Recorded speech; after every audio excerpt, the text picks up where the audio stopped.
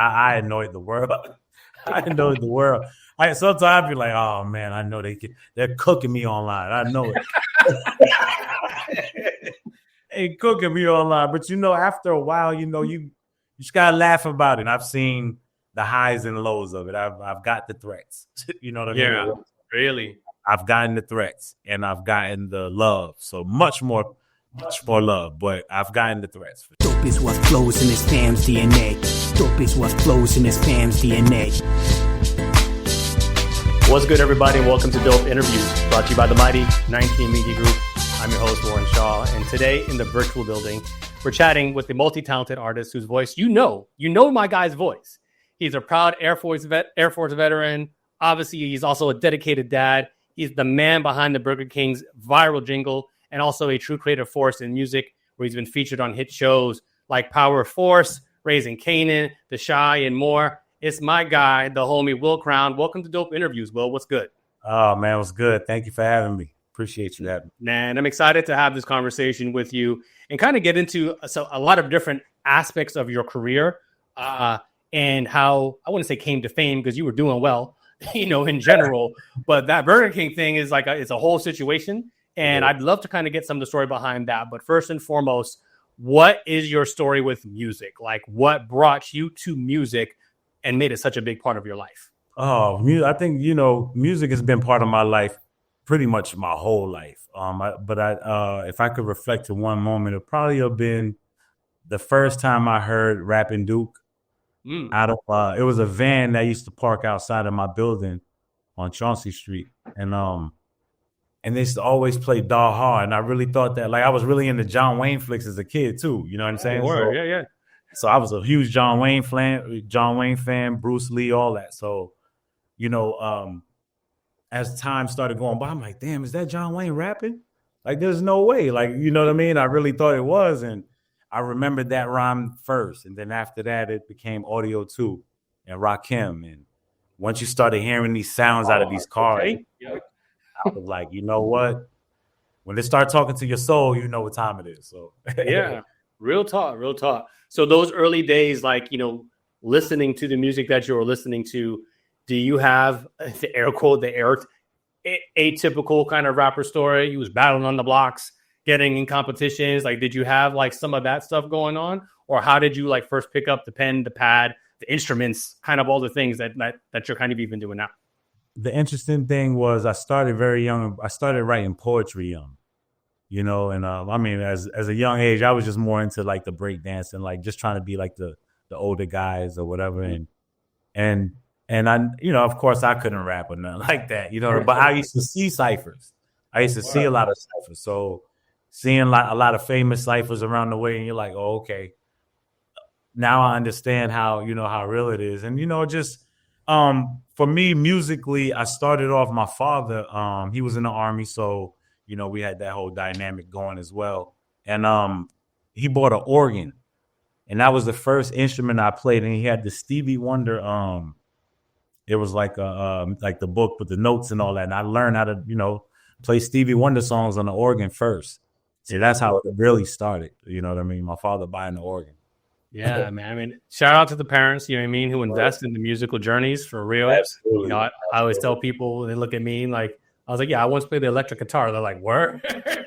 Again, I can't do it now, but I was in whatever, half titles and the whole nine. Yeah, it's yeah, and just because we look a certain way, we're not, kind of into the one situation. So I love that. I really do, right? Yeah. The notion you mentioned, your father being in the military, then you also served, right? You're an Air Force veteran. How do you think that military background, your service within the military branch as well too, how does that impact the way you maybe approach your musical journey and the industry that you're in? I would say it keeps me poised, patient, disciplined, having integrity, throughout the process, regardless of what comes your way. Because, you get the advances in this game and it's nah, I'm good. You got to pass on some things, and other things you got to kind of oh, okay, let's try this out, and if it works, it works. If it don't, it's all good. But yeah. Military people, I don't want to make a generalization, but a lot of people I've come into contact, that aspect of integrity is so important. Yes. and it can be very easily lost within the music industry and the things and the people come across, within that space. So I'd imagine, that also was a part of like, your aspect and kind of like what your thought process is when accepting or not accepting, certain gigs, correct? True. So exactly on point. On point. You are obviously, again, we talked about it in the intro, your dad, your pops, right? Yes. And, it's her blowing my phone up right now, too. It never stops, right? Like, it never stops. It never stops. Once you're in that, how do you feel the work that you've done has impacted your kids, or given them an example, even to some degree in terms of how hardworking you are, and obviously a person of integrity? How has that helped your grind in the industry, and also kind of like the legacy maybe you were trying to leave for your children? Great question. Well, I would say 3 years ago, I had one of those leap of faith things where it was one of those moments. It felt like a moment again when I left the military after 9 years. And then I actually left the workforce 3 years ago when the Burger King thing took off. So 3-4 years ago. So it was real tough. Like, it was like, okay, well, wait a minute. It's a little balance here. I actually would have way more time with my daughter. So the balance, the work-life balance was definitely, I know for my mentor, it definitely improved. You know what I'm saying? And it's like, oh man, I can actually be balanced now. You know what I mean? The where I don't feel like I'm in the matrix anymore, and I could actually create what I love, Yes, sir. Yeah, you got to take the right pill. Exactly. You can be in Exactly. God. We're chatting with Will Crown here. Great musician, doing a lot of great things with the industry. Make sure you follow him at Crown and Mob on Instagram. Will, if you don't mind me asking, because again, you touched on it, and so what were you doing before the Burger King joint kind of like popped off? Like, what was the day to day? How are you making ends meet?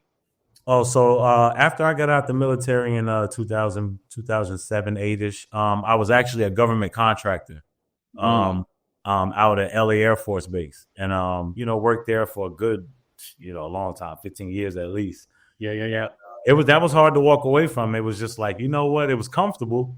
It was extremely comfortable. And then, I'll probably say about 6 months into the Burger King gig, it was like, once you keep going to work, everybody's like, why are you still here? Like, you start getting that, like you start feeling a little bit like, damn, why they pushing me away? Like, I just want to make an honest living, because you never know.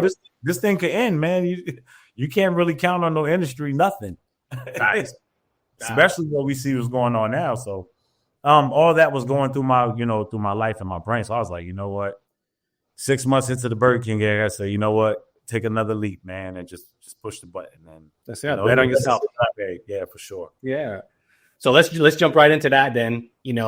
It's been told. So if people followed your story, maybe some people have heard it already, and I get that. But we're here in Dope Interviews. So for my audience, I understand a little bit of like, it was kind of like a happy circumstance, whatever like that. Like you were around the area, kind of heard them. So tell everybody, like, like the brief synopsis of how you kind of landed the Burger King joint to be the voice behind the "You Rule" like that whole joint. Like, let's hear it, bro.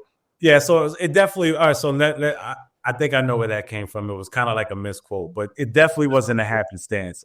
Crown and the MOB was a studio that I was introduced to through a good friend of mine, Philip Lawrence, who actually writes with Bruno Mars.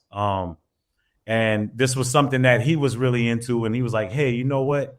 At the time, I was doing a lot of shows around Hollywood, the Key Club, Whiskey, all that stuff up and down Sunset, opening up for acts. And then he was like, hey, man, you know what? I got this thing that I know this producer you would really get along with, that I think you could really do some dope stuff with it. And it happened to be Colin Wolf out of Venice. And I kept, I just meeting Colin. When I met Colin, it was just like, I was just going to this studio every Saturday, rapping, just rapping on anything he put out there. We're rapping, like, put something on it. You know what I mean? Yes, sir. And then after a while, it was just like, you know what? My daughter is kind of like, she's still a baby, and I got to get some school. I got to get my degree or something, man, because I got to keep some options open, because I know it ain't rap. And well, at the time, I couldn't just focus on rap or whatever. So I'm like, man, let me keep this job and figure something else out. Time over time, I said, you know what? Let me take a step away from rap, from music as altogether. I'll probably say after I made that decision, probably 3 months after that, I got a phone call from this studio, Beacon Street Studios. And one of the vocals that I used, that I wrote with Colin, actually got picked up for a Geico commercial. Okay. That was the first one. And I remember waking up for work and, the studio calling me saying, hey, is this Crown? Well, remember the stuff you were doing with Colin? Well, one of the vocals got picked up for a Burger King, for a Geico commercial. Yeah. At that point, I didn't even know what that meant. You know what I mean? I filled out the right paperwork. Next thing you know, it's royalty checks coming in the mail. And I'm waking up going to work like, what is happening? Like, I don't even know what this means. Yeah. Like, I have no idea what this means. Like, Well, I'm so intrigued by the entirety of the story. And I we got to keep it pseudo short. Like, I feel like, you know what I mean? And you got stuff to do. You got royalties to do. Yes. So, but I'll get my bad. I'm sorry about that. I'll get no. I'm that's not your bad at all. I'm just like, man, I can see, like, I want to ask you so many more. Oh yeah, sorry about that. Yeah, yeah, but because I had to tell that part. So to fast forward to the Burger King part, Crown and MOB formed from a lot of commercial spots that we weren't really writing something specific. We were just writing a lot of songs. And once you get in the rhythm of just writing a lot of songs, you get in the habit of just saying, hey, you know what? Taco Bell might take this soundbite. New Amsterdam Vodka, they might take this soundbite. And that's really what it is cues. And you never know. Some cues go viral. Real talk. Viral. You don't even mean them to. It just happens. It happens. So I'm going to ask you a question, and I hope like we are forming a rapport now. I don't think it's offensive, but there's a little Jamie Foxx show story to this, right? You remember Jamie Foxx? I don't know if you watched that show back in the day. But legendary episode. Legendary. Yo, there's a little, right? I mean, and he was doing his hustle, doing his thing, whatever the case would be, but working at the hotel, plugging away, and the jingle thing kind of like popped off. And the other thing too, like, I don't know if you saw, like, not too long ago, there was a documentary on Luther Vandross. I had no idea Luther actually started, in the jingle and commercial industry before he became like a full-time vocalist and writing for people and the whole nine. So the path to success, like, it's not always what you think it is, right? And there's a lot of and it seems like you was grinding, you was hustling, you was doing your thing. And like you said, something just automatically popped off. Something that you did was almost like some throwaway thing. Not throwaway, you know what I mean? But something you forgot about. Absolutely. 8 months ago is all of a sudden viral. You know what I mean? It's like, whoa, wait. I don't even remember what date that was. You know what I mean? That's hot. That's crazy. To me, I'm definitely somebody who wants to believe in, like, the good in the world. And I just love to see when good things happen to good people. So, like, you were doing your thing, and ultimately, it was your time, in essence, to shine. Let's talk a little bit more about the inside aspect of this, too. So, BK picks it up. Now, they do what they do with it. Like, it starts going on. Mm-hmm. At some point, do you get tired of hearing your own voice? Like, do you get tired of seeing the commercial yourself? Absolutely. Yeah, I was turning it down, muting it myself. I know. Don't get me online, but after a while, you just gotta laugh about it. You know what I'm saying? Because even before it happened, Andrew and Danny, we were talking, and part of the MOB, they were just like, hey man, this thing could either go really crazy or really crazy. You know what I'm saying? And I was like, hey, well, let's just get ready for crazy. And I've seen the highs and lows of it. I've got the threats. You know what I mean? Yeah, really. I've gotten the threats and I've gotten the love. So much more love, but I've gotten the threats for sure. So that's crazy. That's why a lot of times, like, even with a lot of it, I try to keep a lot of it offline. But yeah, you get your DMs and like people say certain things, but Twitter fingers. I'm honestly, so I'm going to turn it like slightly serious because I'm happy that you're able to keep a positive, position, a disposition about it. Absolutely. But it's wild to me, like, you're just working.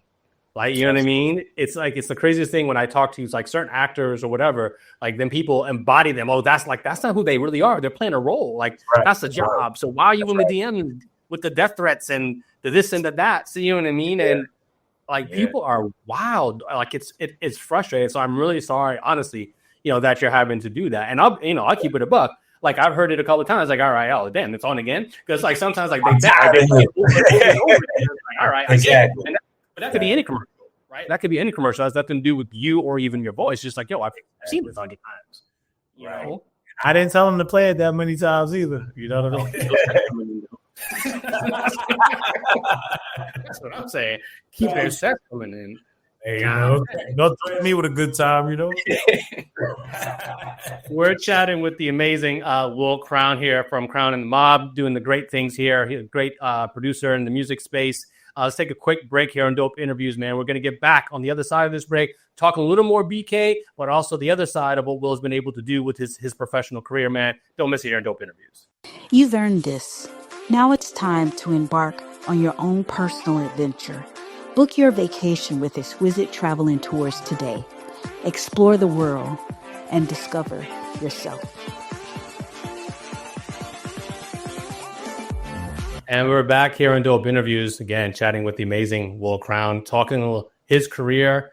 Before the break, we're talking a little bit more about, his jingle sensation with Burger King, and kind of how that got into the space, and hearing a lot about his journey, having to deal with that. So as somebody who creates music, I think there can be a lot of stigmas. Like we talked a little bit about, maybe some people weren't overly enamored with it or got tired of it, and then so forth and so forth, right? But morally, I don't know, like, do you have a stance on fast food? You know what I mean? In terms of like, oh, whatever. Are you like Burger King royalty, pun intended, Crown and King? You eat Burger King can you eat Burger King for the rest of your life for free? Like, kind of like, what is the situation with some of that? So I do believe the studio, they've always had the Burger King account. So a lot of those gigs, they produced a lot of those Burger King commercials for years. So that was just happened to be that period where they were like rebranding, and they wanted to throw a little hip hop spin on that. We did a little we did a little throwbacks, rap on it. Yeah, I would say. And then that's what caught them. And they were like, wait a minute, we want that energy on all of them. And I'm like, okay. Yeah. I thought it was just the rap part. Now y'all want the I was just told to rap, but no, it was all love. It was, whatever I'm asked to do, I do it to the best. And a lot of times it's up to the client, the client to tell you like, what, that's going to work, or they'll tell you no. Bro, you just got to keep pumping them out, putting up shots. You got to keep putting up shots, and that's how it goes. Have you felt like, even from like outside of like whatever social media hate or whatever the case to be, any questions from like your team, your boys, your family, or anybody else? Like, oh, bro, Burger King? Everybody's supportive. Yeah. They clown, but everybody supportive, proud, like, man, we got you. You ain't got nothing to worry about out here. Like, it's all love. And that's why, it's good to know that you have like a super, large support system too. You know what I mean? Like all angles. And that's why I like the stuff, from before. Like I'm not overly concerned about really much of anything. You know what? Life is life, and I'm having fun. I'm having fun doing what I'm doing. I love what I'm doing, and I'm not going to stop what I'm doing. Last comment on the BK situation, at least I think for now.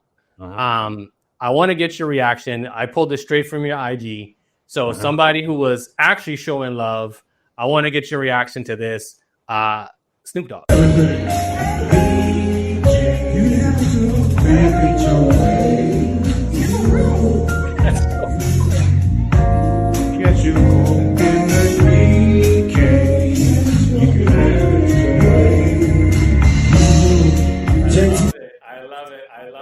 That blew me away. I was blown away when I saw that. I was blown. I had to reshare, do something like, hey, you know me. I'm just like, I'll give credit. I don't need the credit like that right there. I got chills. That's Snoop Dogg. Like that is Snoop Dogg. That's Snoop Dogg. Come on, man. Had you ever interacted with Snoop in any way? I had met Snoop a couple of times and hung with Snoop one time. A couple of friends of mine did a record with him a long time ago, and he invited us to the studio out here somewhere. I forgot where it was at, Los Feliz or something like that, out that way. And we went in there, and yeah, it was Snoop Dogg. I'll just say that. A Snoop Dogg session, it's a session, and that dude, you're gonna have a great time with Snoop Dogg. That's just no that speaks for itself. I envy you in that way, brother. I really, really do. How do you feel if there is a like kind of a difference? Because you kind of maybe touched on this, like whatever the client needs, but you're making music like that you want the world in essence to consume, and then there's music that are for a client or a commercial or a jingle, whatever it takes to be. Is the process even remotely close? Kind of like talk me through how those two things might parallel or just be completely different. It really is. The stuff that I put out with Crown and the MOB, the AP that we have out, though a lot of those were stuff that we made for commercial spots. So then you got those, and then you have like what I like to call the mixtape freestyle stuff. You know what I mean? I came up in the mixtape era, the DJ Clues, the doo-wops, you know, the early '90s New York City mixtapes, and when I always wanted to keep that mentality as far as like rapid fire. You know what I mean? When the Clue used to have the Monday night mixtape on the radio, and I'm just like, oh man, like he used to have Cannabis, Fab, everybody come up there and just start going crazy. And I wanted to keep that spirit of me alive, even though I wasn't home. Wherever I went in the world, I want to keep that spirit of creating. And just, you know, that it's definitely been you know, it just motivates me every day to be like, you know what? It's therapy as well, writing, just getting those thoughts out, and then having them attached to a picture like BMF and Power and stuff like that is just is like wow, it's mind blowing because I never thought I would be doing nothing like this at all, at all. Yeah, I feel you. Yeah, but I mean, to the victors go the spoils, and you know you've paid your dues. So as you segue us, I think perfectly. Do you get like the scenes in advance? For like, hey, like we want you to write to this, or like, hey, you're just doing what you're doing, and then they just try to match it to whatever. Then you watch the shows like, oh, joint, like that's where they put it or whatever. You'll never know what show it's for. You'll never know what show. Really? Usually, what it is they'll send you a theme. They'll send you a write up, and it's like a theme. They might be like, hey, we might need 1990 to 1993 New York boom bap. You know, and then we'll just send them maybe 12 to 15 songs of just boom bap. And then they'll just be like, okay, we'll try to see where they fit in certain scenes, and they might take 4. They might take none. You get so it's one of those where it's like, oh, okay, I hope I land at least 10 this year. You know what I'm saying? Yo, that's super. I mean, but they knew who it was coming from, right? Because I think at some point, then your body of work may speak for us. Like, oh, I already work, but well, I know this stuff is dope. All right, well, absolutely. And honestly, and nailed it. It's like I think a lot of people forget that part. It's like the consistency. People forget about consistency and just what you present to the client. The client wants something a certain way. Time is everything. Yeah, time is everything. I think that's what kind of delayed our. You know, I had a couple delays. They were like, "Oh, we need this in like 30 minutes." 30 minutes. Yeah, we had a few of those. Like I think it was that might have been a Raising Canaan one. That might I didn't even get it either. I was like, damn. I said, man, y'all made me write 2 joints and I didn't get it. But it was all love. I know it's still in the stash somewhere. So it was like a Scarface. It was like a Scarface remake or something. It was crazy. I was like, oh man. But it might get used. I don't have real connects, but I talked to Sasha Penn, the showrunner, you know, on this very platform. I spoke to Makai Curtis on this platform as well too. So I don't know, man. You know, maybe there's some serendipity, the butterfly effect. We can put that together. You know what I mean? But you've already, you know, you landed on there, right? Like you've had stuff on there. And absolutely, myself and my partner Butter. He actually works real close with Big Tank. Big Tank Thornton. He Derek Thornton. He's an amazing producer. He's like the music supervisor for those shows. And I've been working with Butter over almost 20 years now. So, you know, it's just so incredible how the connections in the industry, you know, how they kind of like connect. I never ever felt I was really in the industry, to be honest. I'm not famous. none of that stuff. So, I never wanted to be famous or nothing. I just really love creating, and I think that's what keeps me like really driven, in life. Period. Yeah, you are. It shows, right? You have a humble spirit, but the work that you're doing is worthwhile. And I'm really excited to be having this conversation and knowing and hearing about some success. And you're teaching me some things about the industry in a lot of ways, because you think it's one way and it's the other way. That's a Wire quote. Yeah, sorry to cut you off, but yeah, and it's a consistent. It's in a constant learning. I mean, everything is changing right now with AI and the new wave of hip hop. Where is it going? With it, these stations downsizing. I mean, it's crazy right now. So a lot of artists are really, really jumping into different avenues of like, dang, how are we going to really put our stuff out?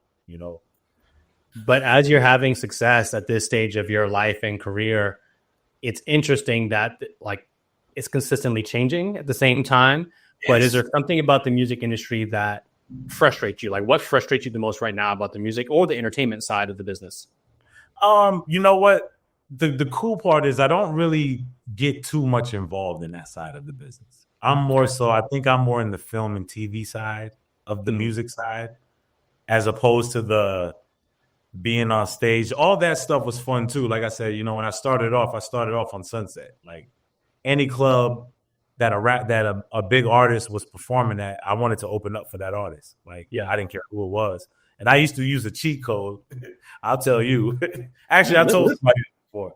But it was like when I came out here, I'm a New York guy, and I didn't really know a lot of people, just my military friends at the time. And I'm like, man, I got to find a way to get in some of these clubs where Busta Rhymes is going to be at, or Lil Kim or somebody. And whenever a New York artist came to LA, I wanted to perform with that artist because I wanted it to make it look like they brought you with them. Yeah. You know what I mean? And it was just like, oh, okay. And then at the time, it was through a promotion company that used to throw it on.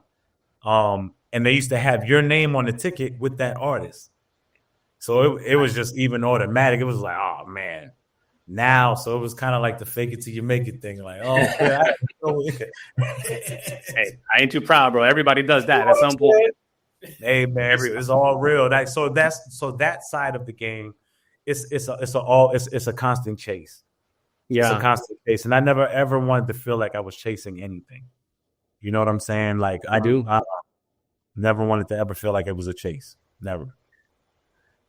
Not from the chasing standpoint, but something I do wonder. So you've obviously had the success that you've had with some of these other shows. BK thing popped off, did what it did, boom, boom, boom. Is there a brand or a show that you'd love to have your music featured on? Like something like, yo, that would be like the epitome, of like, not to say that you made it because you've already made it, right? But something that would be like a super dope feather in your proverbial cap. Oh, I would say this. So we have landed a few films. We did The House with Will Ferrell. We've also did. I have had a joint land on the vinyl version of Anchorman 2. Oh, word! It's like a uppity. It's called Insane Champagne. And it's on that actual vinyl part of the Anchorman 2 vinyl soundtrack. So that was huge. I'm not sure if you've heard the movie Charm City Kings. It was a Baltimore-based. No, yeah, Baltimore. Yeah. So we had one of our songs landed in the beginning of that when he jumped off the school bus. So it's just different things. It's like, wow, man. Like, so movies, I would say if I could get one of those action movies, you know what I'm saying? I don't care what it is, like action or I wouldn't mind one of those Marvel. Yo, bro. I wouldn't mind Marvel. Red alone, but yeah, the exposure more than anything else. Like, yeah, man. I wouldn't mind Marvel. All right. Well, so what we got to do is we got Black Panther 3, being set up. Denzel's gonna be in that joint. We got to make some calls, bro. We got to make some calls. Got to make it happen. Listen, you know what I mean? I'm in. The concert goes down in the park. I want in.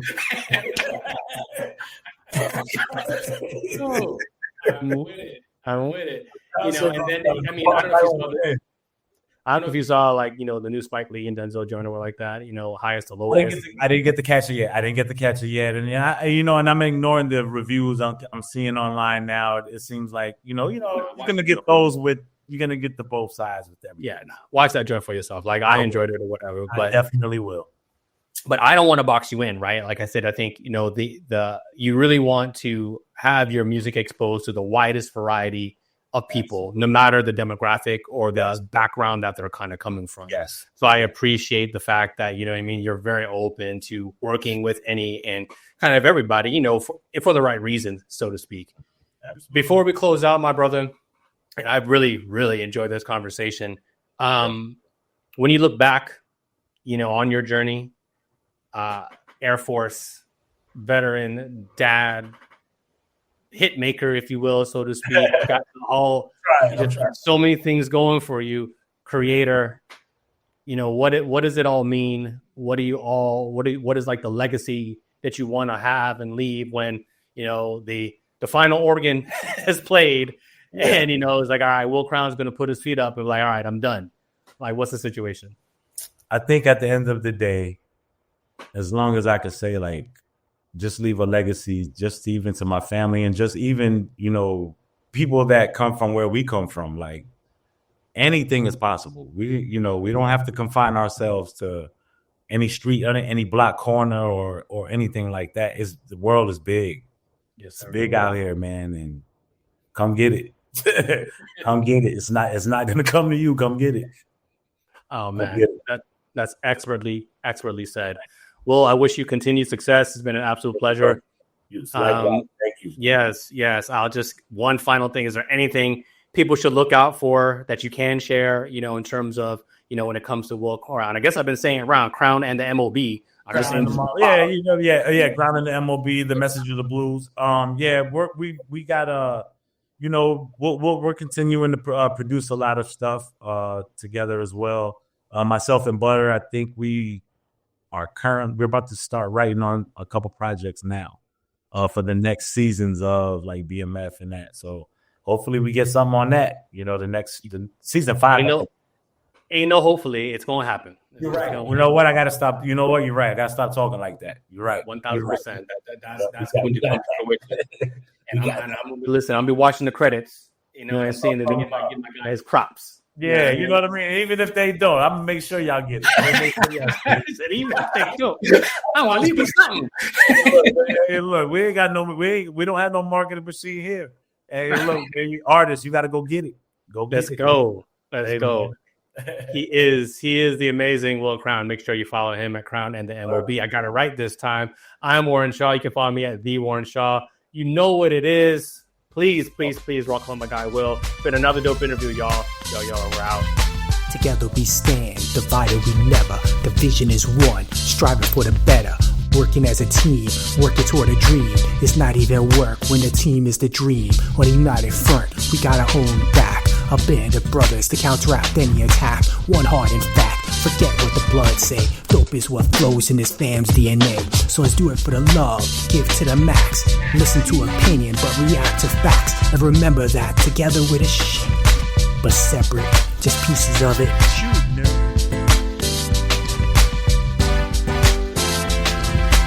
Dope is what flows in this fam's DNA. Dope is what flows in this fam's DNA.